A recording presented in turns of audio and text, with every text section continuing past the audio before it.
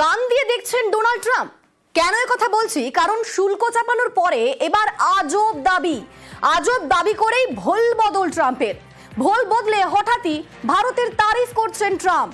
ট্রাম্পের দাবি হচ্ছে রুশ তেল কেনা নাকি বন্ধ করেছে ভারত, যদিও ভারতের তরফে এই বিষয়ে কিছু দাবি করা হয়নি। ঠিক কি বলেছেন ডোনাল্ড ট্রাম্প, তার বক্তব্য একবার শোনাবো আপনাদের।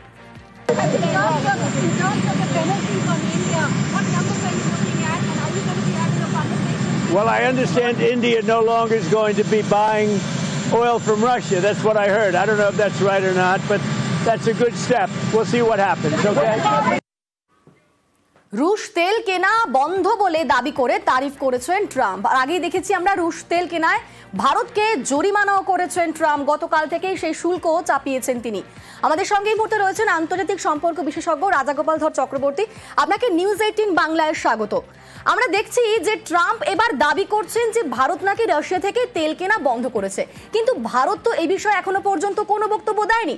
তাহলে ট্রাম্প এই কথা কি করে দাবি করতে পারেন? ট্রাম্প কি তাহলে কান দিয়ে দেখছেন? না, ব্যাপারটা হচ্ছে যে আমাদের যে তেল কোম্পানি, রাষ্ট্রায়ত্ত তেল কোম্পানিগুলো আছে, তারা গত মাসে কিন্তু রাশিয়া থেকে তেল কম কেনা হয়েছে, এটা ফ্যাক্ট। কেননা যে ডিসকাউন্ট যেটা রাশিয়া দিত সেটা এখন অনেকটাই কমে গেছে। এখন যে রাশিয়ার যে তেল উড়াল, তার সঙ্গে যে ব্রেন্ট, যেটা এটা ব্রেন্ট ক্রুড, যেটা তার ভ্যারিয়েশন হচ্ছে মাত্র $3 ব্যারেল। তারপরে ভারত এখন মনে করছে অনেকটা গুড পথ দিয়ে রাশিয়ান তেল আসতে হচ্ছে, তাহলে খুব একটা মানে আমাদের নেই, বেনিফিট নেই। তারপর রাশিয়ার তেল কেনার একটা কিন্তু কমে গেছে, এটা কিন্তু তথ্যই বলছে। এটা উনি হয়তো দেখেছেন আমাদের ওনার গোয়েন্দা সংস্থা বা হয়তো ওনাকে জানিয়েছে, সব কোম্পানিগুলো কিন্তু তেল কেনা কম কমিয়ে দিয়েছে।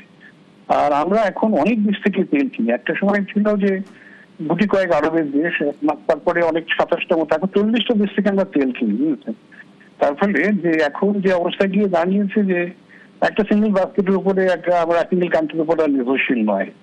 তো এইটা যেহেতু রাশিয়ার তেল কেনার কিছুটা কমে গেছে, একটা সময় তো প্রায় 40%-এর বেশি রাশিয়া থেকে তেল আসতো, এখন সেইটা যেহেতু কমে গেছে তাতে উনি উল্লসিত হতেই পারে যে সব পয়সা অনেকে কেউ দিয়েছে বা ভারত সরকারের কেউ হয়তো বলতে পারে।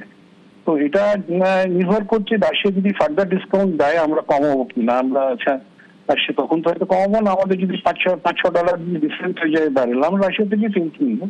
আমরা যখন সাহস করি তখনও কিনে কি ভবিষ্যতেও কেনার মতন নিশ্চয়ই আমাদের সে ধরনের আন্তর্জাতিক বলার ক্ষমতা আছে যে আমি রাশিয়ার দিয়ে তোমরাও দাও, আমরা তোমাদের থেকে কিনি। তবে এখন আমার যেটা ধারণা, রাশিয়ার পক্ষে আর ওই দামে তেল দেওয়া সম্ভব নয়, এবং তার ফলে যে আপনার থেকেই তেলের রাশিয়ার উপর ডিপেন্ডেন্স আমাদের কমবে এবং অন্য জায়গায় আমরা যাচ্ছি সেটা রয়েছে। এখন এটা একদিকে হয়তো সুবিধা হতে পারে যে রাশিয়ার যে আমেরিকান যে চাপটা রয়েছে 25% প্লাস ট্যারিফ প্লাস পেনাল্টি, সেখান থেকে হয়তো কিছুটা এবারে যেরকম খামখেয়ালি মানুষ উনি যেভাবে আমেরিকান প্রেসিডেন্ট পদের মর্যাদাটাকে নষ্ট করে দিচ্ছেন, হয়তো কালকেরই বলে দেবে রাশিয়া থেকে তেল কিনছেন, আমি ওদের 10% কমিয়ে দিলাম বা 15% কমিয়ে দিলাম, এরকম বলতেও পারি, বুঝলেন। তো যাই হোক না কেন, এই তথ্যটা উনি কান দিয়ে শুনুন বা মানে আপনার যেভাবেই শুনুন না কেন, অ্যাটলিস্ট উনি যদি মনে করে থাকেন ভারত তেল আমরা রাশিয়া থেকে কম কিনছে, তারপরে ট্যারিফটা যদি কমিয়ে দেওয়ার চিন্তা ভাবনা করেন, ভালো পদক্ষেপ। আমার মনে হয় ভারত সরকারের নিঃসন্দেহে জানিয়েছেন। যাই হোক, আমরা ওয়েট করবো কি হয় না হয়। আমাদের তো নেগোসিয়েশন চলছে, 12 তারিখে বোধহয় কথা। আপনাকে ধন্যবাদ।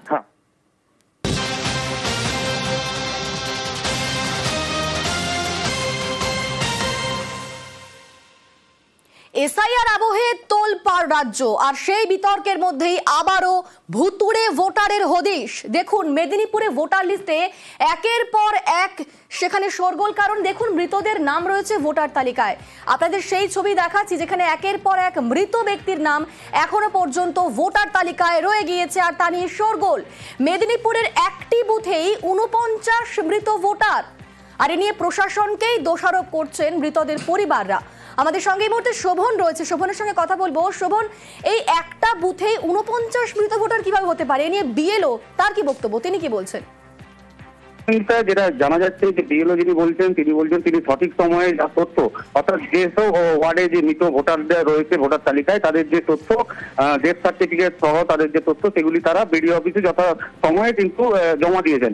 কিন্তু তারপরেও দেখা যাচ্ছে যে কারেন্ট যে ভোটার লিস্ট, সেই ভোটার লিস্টে কিন্তু এখনো পর্যন্ত আমরা যেটা তুলে ধরছি যে একটি বুথেই 8 নম্বর ওয়ার্ডের একটি বুথেই যেখানে 715 জন মোট ভোটার, সেখানে দেখা যাচ্ছে 49 জন ভোটারদের ভোটার লিস্টের নাম রয়েছে যারা মারা গেছে অলরেডি। কেউ 7 বছর আগে, কেউ 4 বছর আগে, কেউ 5 বছর আগে মারা গেছে, কিন্তু তারপরেও তাদের নাম ভোটার তালিকা থেকে বাদ পড়েনি। আর এই নিয়ে কিন্তু যারা মৃতের পরিবার তারা কিন্তু দোষারোপ করছে প্রশাসনকে, কারণ তারা যেটা বলছে যে এটা বিএলওর কাজ, বিএলও বাড়ি বাড়ি সার্ভে করে এবং তারা তথ্য নিয়ে যায়, কিন্তু তথ্য নিয়ে যাওয়ার পরে যেটা নাম বাদ পড়ছে না কেন তা নিয়ে কিন্তু তারাও সন্দিহান। তবে এই নিয়ে কিন্তু রাজনৈতিক দলগুলিও কিন্তু প্রশাসনের যারা দায়িত্বপ্রাপ্ত অর্থাৎ বিএলও, সেই বিএলওর ঘাড়ি দোষ চাপিয়েছেন। তারাও যেটা বক্তব্য যে বিএলও এটা সঠিক সময়ে জমা দেননি, সে কারণে হয়তো নাম বাদ পড়েনি ভোটার তালিকা থেকে, যে কারণে কিন্তু এখন মৃত ভোটারদের ভোটার লিস্টে নাম রয়ে গেছে। বেশ ধন্যবাদ শোভন। নাম দেখা যাচ্ছে অমরেন্দ্র সাহা, ইনি কি এখনো জীবিত? না, জীবিত না। কত বছর আগে? 3 বছর আগে। 3 বছর আগে। তারপর থেকে কি ভোটার লিস্ট থেকে যে নাম সরানো তার কোনো আবেদন আপনারা করেছেন? না, করেননি। আর বিএলওরাও আসেনি আপনাদের কাছে, মানে কোনো রকম কোয়ারিও হয়? উনি লাস্ট কবে ভোট দিয়েছিলেন? 2021 সালে। আপনার কি হয়?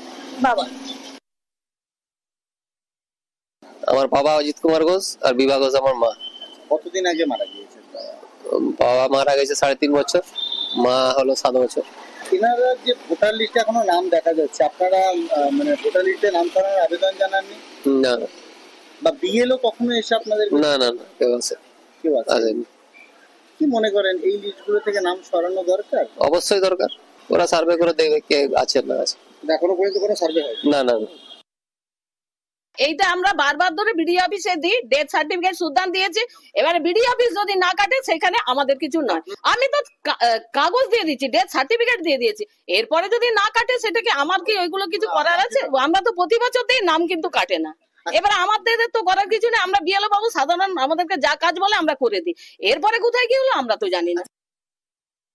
আমার মনে হচ্ছে এটা হচ্ছে প্রিভিয়াস রোল। এরপরে কন্টিনিউয়াস আপডেশন প্রসেসে আমরা একটা রিগোরাস ওয়ার্ক করেছি। সারা বছরই আমাদের এখন নতুন নাম তোলার যেমন কাজ চলে, কারেকশনের কাজও চলে, তেমন মৃত যারা ব্যক্তি হয় তাদেরকে কিন্তু আমরা ডিলিশনের কাজও করি। এটা সারা বছরের নর্মাল প্রসেসেই থাকে। রিফ্লেকশনটা দেখা যাবে প্রত্যেকবারই যা সারা বছর ধরে যেটা কাজ হয় সেটার কিন্তু রিফ্লেকশন একবার আমরা ড্রাফট রুলে দেখতে পারবো এবং আফটার হচ্ছে এসআরইআর এর যে পদ্ধতি, সেই পদ্ধতির পরে কিন্তু ফাইনাল রোল আমাদের পাবলিশ হয়, তখনও একটা ফ্রেশ রোল আমরা পাই। তখনই এই যে ডিলিশন যা হয়েছে বা অ্যাডিশন যা নতুন করে হয়েছে সেই বছরের মধ্যে সেগুলো সেই রোলেই কিন্তু রিফ্লেক্ট হবে। এখনো পর্যন্ত সেই 49 জনের তালিকায় নাম থাকবে কেন? কারণ এই সমস্ত মৃত ভোটারকে ব্যবহার করে তৃণমূল কংগ্রেস ছাপ্পা মারে। তৃণমূল কংগ্রেস এই ছাপ্পা ভোটকে সঙ্গে নিয়ে বিভিন্ন ইলেকশনে জিতে আসছে। অর্থাৎ কেন এসআইআর প্রয়োজন, কেন স্বচ্ছতা প্রয়োজন, এটা পরিষ্কার হয়ে গেছে মানুষের সামনে। অভিযোগ জানিয়েছি আমি ব্যক্তিগত স্তরে বিজেপির তরফ থেকে সম্মানীয় ডিএম এবং ইলেকশন কমিশনকে, যে একটি বুথে যদি 49 জন হয় তাহলে পশ্চিমবঙ্গের সমস্ত বুথকে এভাবে অ্যানালাইসিস করে ভুয়ো ভোটার, মৃত ভোটার, হারিয়ে যাওয়া ভোটার, মিসিং ভোটারকে চিহ্নিত করা প্রয়োজন। এটাই আমাদের এখানে বিরোধী দল যারা আছে এই রাজ্যে, তারা বাস্তবটা কেউ বোঝে না।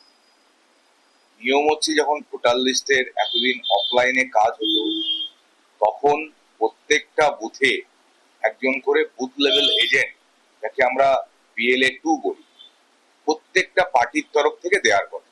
জিন্দেগিতে ওরা কোনোদিন BLA2 দিতে পারেনি, অর্থাৎ যখন ভোটার লিস্টের কাজ হয় কোনোদিন আমরা দেখিনি যে বিজেপির তরফে কোথাও বুথ লেভেল এজেন্ট আছে। যদি কোথাও নাম না বাদ যায় তার দায়িত্ব বিএলওর, তার দায়িত্ব ইআরওর, তার দায়িত্ব আরওর, তার সঙ্গে তৃণমূল কংগ্রেসের কোথাও কোনো সম্পর্ক নেই। হুগলির কানাইপুরে পঞ্চায়েত সদস্য খুনে গ্রেফতারি। তৃণমূল পঞ্চায়েত সদস্য খুনে জালে 3 জন দুষ্কৃতী। বারাসাত এবং বেলঘড়িয়া থেকে গ্রেফতার করা হয়েছে 3 জনকে। হুগলির কানাইপুরে পঞ্চায়েত সদস্য খুনে গ্রেফতার, ইতিমধ্যেই 3 জন দুষ্কৃতীকে গ্রেফতার করা হয়েছে। বারাসাত এবং বেলঘড়িয়া থেকে গ্রেফতার করা হয়েছে 3 জনকে। আমাদের সঙ্গে রানা রয়েছেন। রানা, কি খবর পাচ্ছি? আমাদের সঙ্গে রানা রয়েছে। রানা, এই বিষয়ে এখনো পর্যন্ত কি আপডেট পাচ্ছি আমরা? হ্যাঁ দেখো, কানাইপুরে পঞ্চায়েত সদস্য পিন্টু চক্রবর্তী খুনের ঘটনায় কিন্তু ইতিমধ্যে পুলিশ 3 জনকে গ্রেফতার করেছে এবং একজন ব্যবসায়ীকে আটক করেছে। যাদের যে সমস্ত দুষ্কৃতীদের গ্রেফতার করেছে তাদের বারাসাত ও বেলঘড়িয়া থেকে নিয়ে আসা হয়েছে।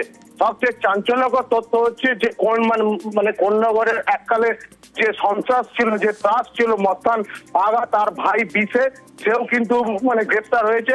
যেটা জানা যাচ্ছে যে কোন জমি সংক্রান্ত ব্যাপার নিয়ে, কেনা বেচা নিয়ে একটা গন্ডগোল ছিল। সেই গন্ডগোলের জেরে সুপারি কিলার দিয়ে। ধন্যবাদ।